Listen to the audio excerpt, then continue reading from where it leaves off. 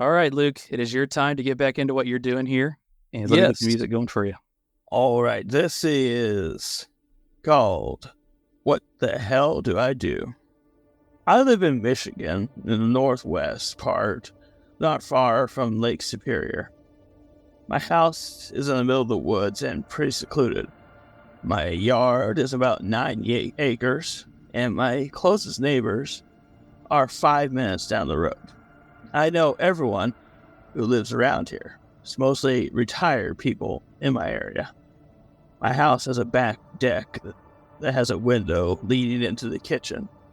I always feel a little bit uneasy looking out that window at night.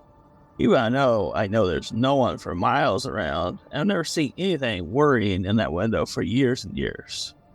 The deck has a clear view of my driveway and the encompassing forest. The solitude is nice. I really appreciate how secluded my house is, but it does get lonely. In an emergency, it's not ideal, because even 911 won't arrive for a long time out where I live. So it's not without its drawbacks. Anyway, one night when I came to my kitchen to get a glass of water, I was looking into the darkness outside the window, and I saw someone standing outside in the pitch black and near sub-zero temperatures. I couldn't tell who it was that I saw out in the forest, but I focused really hard and I can make out a shape of a body. Someone standing there. My lights were off in my house. I wasn't thinking clearly. I flipped them on, thinking it might shine light on the intruder, but I actually just blinded myself, and all I could stare at was a black window that I made. Just flipped off the lights quickly, and I tried to focus into the same area I saw the person before. They were gone. It was about 2 a.m, and I grabbed my rifle and I stepped outside. It was so cold I couldn't actually stand outside for very long. I fired a shot in the ground and yelled to get off my property, but I couldn't see anyone. I didn't sleep the rest of the night. I sat by the deck with my guns. I never saw any headlights from any cars in the area. I don't know where anyone could have come from, because I have a good view of the road. I see if they parked a way out and walked up my driveway, but there's none of that happening. This was a few weeks ago. I just can't get it out of my head. I know I saw someone. Could recognize if I saw a bear or a deer. It was a man standing there in the trees. It was snowing that evening and early morning. I could not find any tracks. Creepy. Did a good job setting the scene of where he lives and what's typical or not typical. In that area of Michigan, it's going to be really freaking cold. And he mentioned it was snowing, and what lake effect snow, that would be a heavy snow. Every time I've been to Michigan, it's freaking cold. Yeah, it's cold in the freaking summer sometimes. But that's crazy. So he sees a man or a figure, man-like figure standing on the edge. Like this is on the edge of his property, kind of by the woods. Yeah, out by the woods. I wonder how far away it was from where his viewpoint was. So he mentioned that his yard was 9 acres, and then there was woods encompassing it. So it was a good little ways away for sure. At least. I mean, I don't know, one way or the other. It could have been somewhat close. But, he was able to make out the figure of a man. Yeah, that would be pretty scary. So here's my thing. I always wonder, if I'm staring at a figure of a person, we often hear in these stories that we share, we're 11 or 12 episodes in now, so we've shared a lot of stories. How do you make the decision to, stop looking and to walk and react? To me, it's almost just as scary to stop looking at it because you don't know what's going to happen while you're going to react. In this example, get a weapon. Yeah. Don't know if it's going to move. And that's got to be a weird decision to make in that split moment. Yeah. So also he made the terrible decision of turning on his lights. Clearly that was a panic move. What else would you do? I mean, no. Yeah, but he was thinking it would put more light out. He was not thinking clearly at all. As soon as he turns on that light, you won't be able to see anything. They see you inside at night. You don't see them outside as well, yeah. Yeah. Let alone if he's that far away, yeah. Yeah, he was definitely better suited by keeping that light off. Yeah, I would probably be more tempted to try to keep an eye on them. the whole time, as long as I could.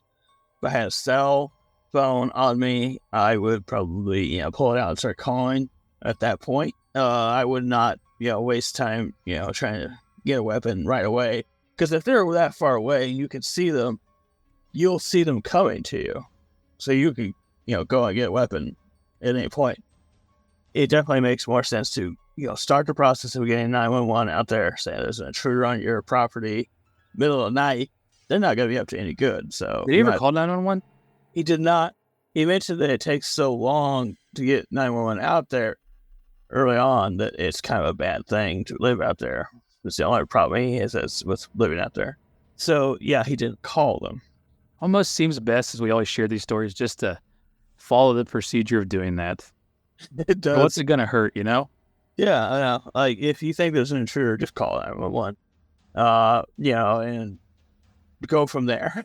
Then you can start doing these plans. Is it possible this isn't like this person's not up to anything? I don't want to say bad, because standing here staring at somebody on a private property is not good. Is it possible they don't have any bad intentions here? Yeah, I would say that there is a slight possibility that they're like some sort of, I don't know what the hunting seasons are like there. So maybe it's a poacher, Yeah. someone out there hunting when they're not supposed to or something like that, doing it in the middle of the night. That's a possibility. Strong possibility. Weird. Still strong possibility. Still technically illegal. Deer are pretty active at night, right? I mean, you see them out when you start driving down the road at night. I'm in my yard at night, yeah. Yeah. I've never seen a person stand at the edge of my yard, but that'd be different. Yeah, it would be.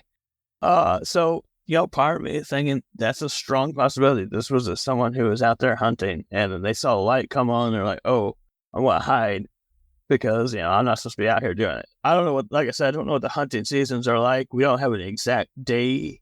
Did he say they were hiding really, or just like... He said he didn't see them anymore after they turned on the lights, but they were standing there, like not moving, like not hiding, right? Yeah, they were just kind of like standing there and on the edge of the forest. Maybe they thought they couldn't be seen or something. I don't know. Yeah, or maybe they were just like, who knows what they could have been doing. Could have been taking a leak for all we know. Go ahead. No good. Yeah, no, but I just think it's interesting. The area is, it does have a lot of hunting going on. So that was my whole thought process, is that this might be a hunter. No one he knows that lives near him goes, like, you couldn't have been any of them because they're all old folks that wouldn't be out at night. This was definitely someone who doesn't belong in the area. Yeah, he made that very clear. He did a very good job making it very clear that it was an abnormal thing. What did you title this one? What the hell do I do now? Because that's what he did. Because he was wondering what he should do to protect himself, or what he should be his next action. I don't think that we will play we won't share like a story of the night, because I can't wait any longer to play this one in reaction. What should I do? Should I admit that I've made mistakes? Should I remind you that I've done this before? Should I give you a history lesson? Maybe coach high school football? Tommy, completions are way more awesome when you force them through triple coverage. Remember that.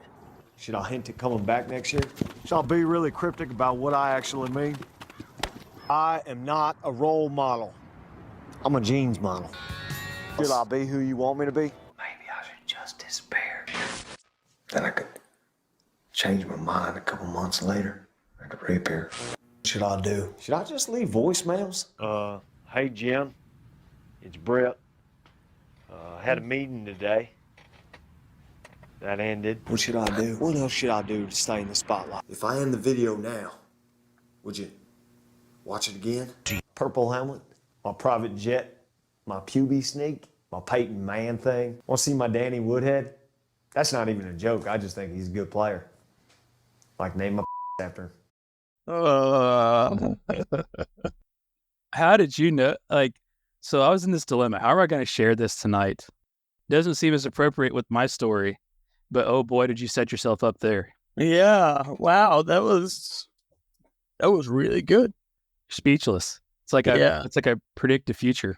Somebody said, well, he shouldn't do that. Yeah, that might not get him anywhere. What do you think? You never know. Your thoughts. I know this was one of your favorite videos from the past. I don't think that you should send your paint man thing to people like that. Well, what about leaving voicemails? If it's professional, you should leave a voicemail. Like he was saying, he had a meeting that ended. Pretty straight to the point. Yeah, I think that was a professional voicemail. That was fine. What the hell should I do? Wow. Huh. That's crazy. I don't know how it worked out that way, dude. I don't know how it worked out that way. Okay, so we're going to...